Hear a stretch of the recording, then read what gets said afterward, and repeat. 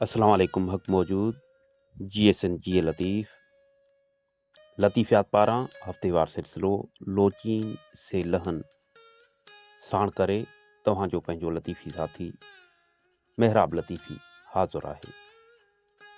दोस्तो लोचीन से लहन में सभ खां पहिरियां ईंदासीं ईंदड़ हफ़्ते जे लफ़्ज़ ते।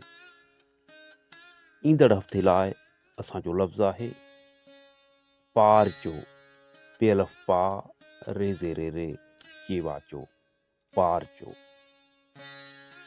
दोस्तो तव्हां पारचो लफ़्ज़ सां मनसूब शाह जे रिसाले मां को बि बैत या वाई खणी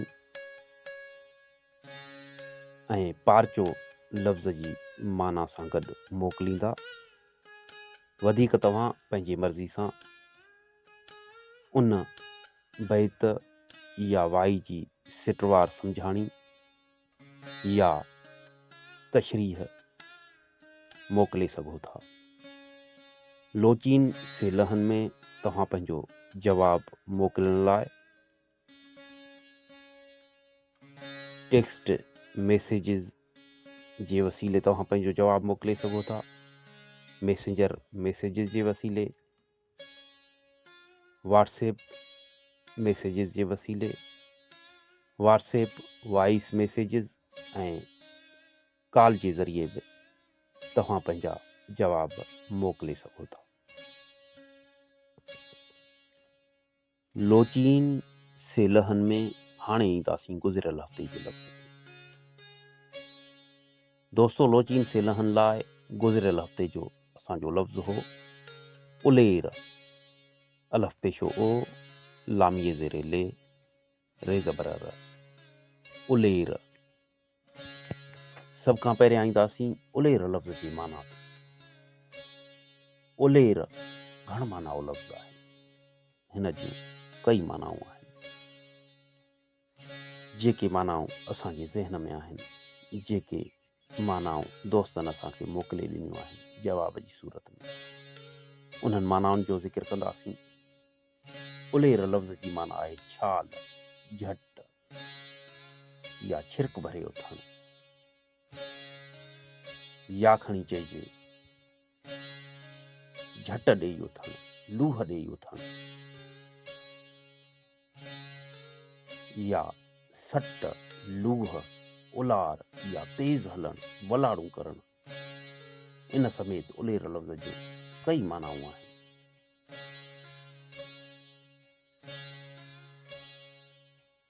झट, छाल, लूह, टप, उछांग, इन समेत ॿियूं बि कई मानाऊं थी सघनि थियूं।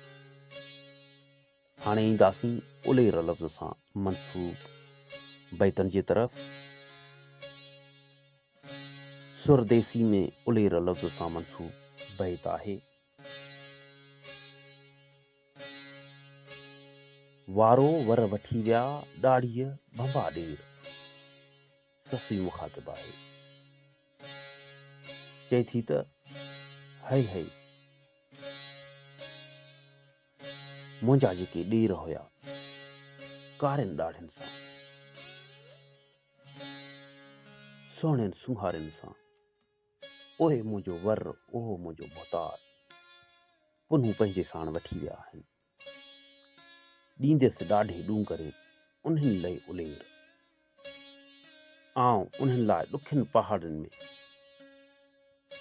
वलाड़ू विझंदुसि, छाल ॾींदुसि, टप ॾींदुसि, तेज़ हलंदुसि। केच पहुचे केर वञण थी वसु करियां। फरमाए थी त केच में पंधु केर पहुची सघंदी। ॾुखियो पंधु आहे, अड़ांगो पंधु आहे, उते पहुचणु नामुमकिन आहे। ॾुखियो आहे पर नामुमकिन न आहे। मां पंधु करण में वसां कीन घटाईंदुसि उन खे पहुचण लाइ। ही त हुया ससुई जा ख़्याल।